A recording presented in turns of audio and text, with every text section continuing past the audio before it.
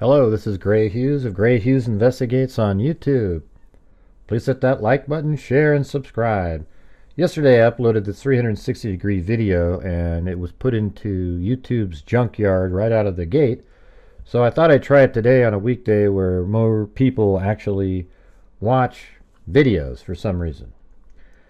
So what you're looking at right now is a 360-degree video. And we're just currently, it's outside of the house, and what I want you to remember is if you're watching on a computer, you use the left mouse button. You can put it on the screen, on the video itself, and drag it around and look around. Okay? We're currently right now inside the house, right next to the storage unit, and the stairs will be on your left, and then a hallway that goes down to Bethany Funk's room. All right, but again, use your mouse to look around. Now, if you have a cell phone, you can hold your cell phone, stand in a location, and turn around and look in all directions. If you have the goggles, you have to select the little goggle icon underneath the 360-degree video, and that allows you to wear the goggles and stand in one position, and it feels like you're actually in the house itself. It's pretty crazy. All right, now this portion right here is inside the room, the storage room. And this is just below Xana Kernodle's room. And Xana's room is right up there. And I don't know where you're looking, so I guess I won't refer to there, etc. I'm just explaining to you what room we're in. All right, but this will be a very valuable tool. For example, if they use the 360-degree camera at a crime scene and then allow jurors to wear the goggles and look around and observe and examine the rooms all by themselves. For example, you could use an Insta360 camera in each location, put it like the camera in 5 locations in each room and let people look at it. I think it'd be a great investigative tool as well to go back and be able to revisit a crime scene as an investigator and look for things. They now have 8K Insta360 cameras, and I'm sure there's even way higher level 360-degree cameras than that consumer brand, but even at a consumer level, it works great. So right now we're just in the hallway, down from the open door and right next to Bethany Funk's room. And in a moment, we'll be inside of Bethany Funk's room. If you look up in the air, you can actually see Dylan Mortensen standing up in her room, off in the upper left. And you can see other locations. It's up to you to look around. I'm not going to be the one that's showing you each of the locations. Now this time we're in Bethany Funk's room. You'll notice that there's a window in the room, and that window films out to the parking lot. And that's the parking lot in front of the house. And as it fades to wireframe, make sure to look around and look for yourself to see where various locations are going to be.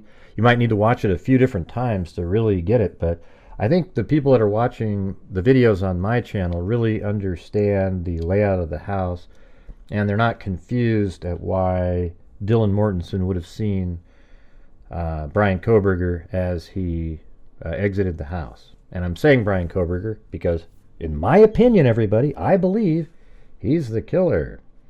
All right, so this area right here is the steps, or are the steps going up into the living room. And again, you'll see a wireframe start to fade in. The TV's in the corner there. And there's a window off to the left of the top of the stairs that go out to the parking area. The parking area is obviously the one I'm referring to is the one in front of the house, likely where the DoorDash driver showed up around 4 o'clock, etc. Now, here is the living room.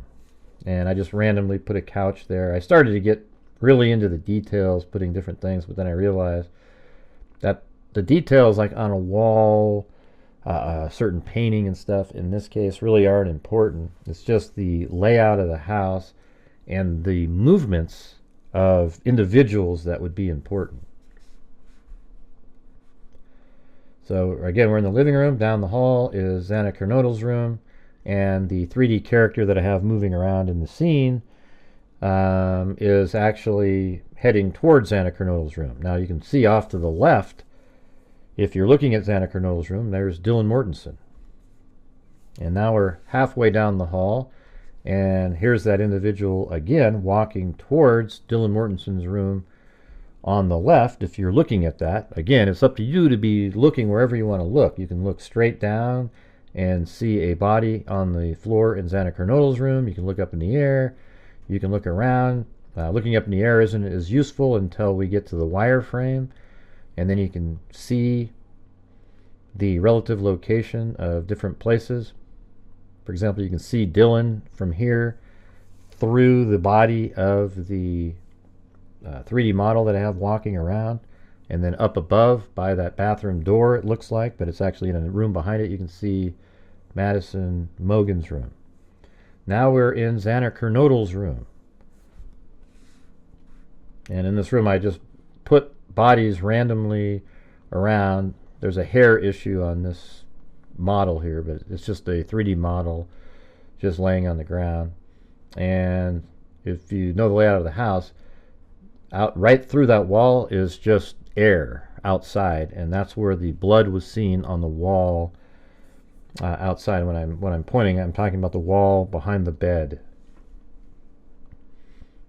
If you're looking at the wall that's behind the bed there is just air out there, and that's the wall that there was blood, or apparently blood, seeping out of the building. Okay, now we're back out into the hallway, just outside the door of Xana Kernodle's room. And from this location, you should probably be able to see through the wall of the bathroom door where the kitchen would be. And then you also can see wireframe to the left. You can see that same character walking, and where Dylan Mortensen would be standing. You know, I had somebody complaining that I had the door too far open, and it's like, okay, I'm just using a representation. I made a version where it was much smaller than that. I think she's just peeking out the door. Okay, you know, don't take everything so literally in a 3D representation like this. So this is in the living room, and again, there's the 3D model. It's kind of similar to a previous shot, but straight on. Dylan Mortensen will be in that room over there. You see the couch, the television, Xana Kernodle, and there's a little door, and you can start seeing now with the wireframe where Dylan Mortensen is.